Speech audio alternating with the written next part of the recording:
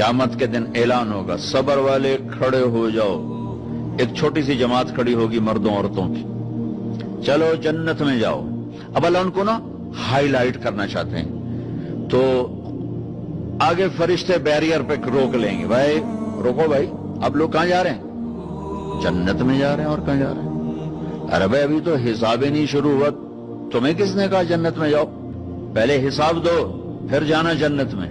वो भाई हमारा हिसाब है ही नहीं, हम बेहिसाबे लोग हैं।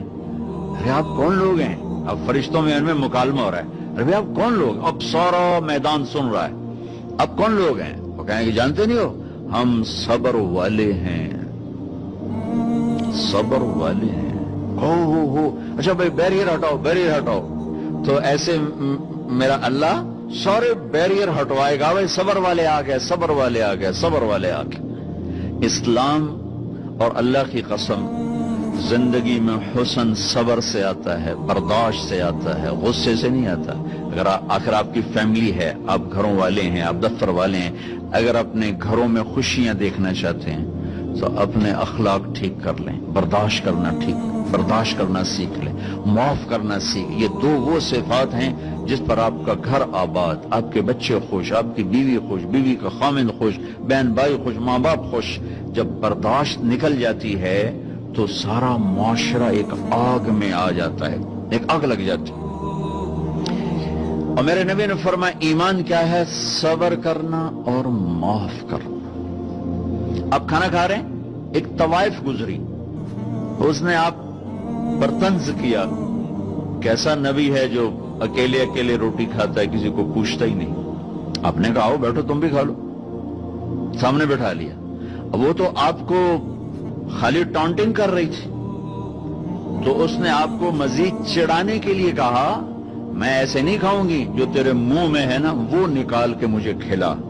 उसके ख्याल तक अब ये कहेंगे तुम 2 लितर मारो, दोनों बाहर कटो, कि ये कह रही मेरे मुंह का खिला।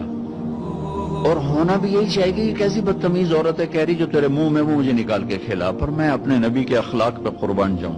हमने कहा मैं हाजिर हूं। वो जो नवाला मुंह में था वही आपने निकाला और अपने हाथों से उसके मुंह में डाल दिया।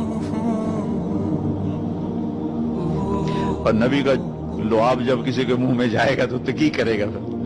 जो अल्लाह के नबी का लुकमा उसके अंदर गया, उसने साथ ही कलमा पढ़ लिया और मक्के की सबसे हया वाली खवातीन में उसका शुमार होने लगा। ये मेरे नबी की जिंदगी है, माफ करना, दरगुजर करना।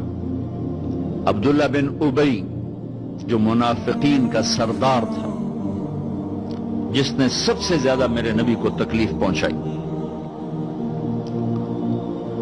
अल्लाह के नबी पानी पी रहे थे, उनके बेटे ने कहा या रसूलल्लाह थोड़ा पानी बचा दें। उनका बेटे पक्के मुसलमान थे। क्या करोगे? कहा मेरा बाप शायद पी के मुसलमान हो जाए। हमें कह लो।